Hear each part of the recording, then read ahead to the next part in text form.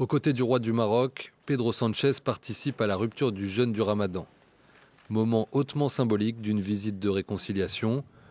Le Premier ministre espagnol avait amorcé un réchauffement diplomatique le 18 mars dernier en soutenant à la surprise générale le plan d'autonomie marocain pour le Sahara occidental. Depuis Rabat, il a salué jeudi la fin d'une brouille de près d'un an entre les deux pays voisins. Je crois que c'est un moment historique qui est nécessaire pour les deux pays dans la définition de nos relations bilatérales. L'un des premiers objectifs de cette nouvelle étape sera le rétablissement de la pleine normalité dans la circulation des biens et des marchandises aux postes frontaliers de Ceuta et Melilla.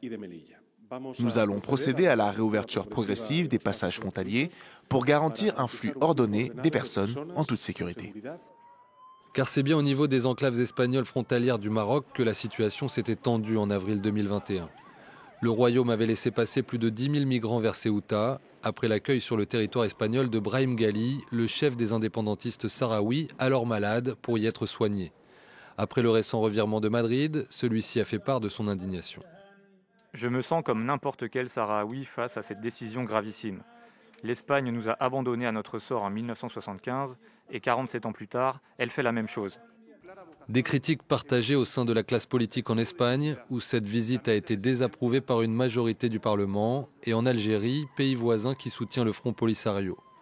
Le mouvement indépendantiste sahraoui qui continue de réclamer un référendum d'autodétermination prévu lors de la signature en 1991 d'un cessez-le-feu.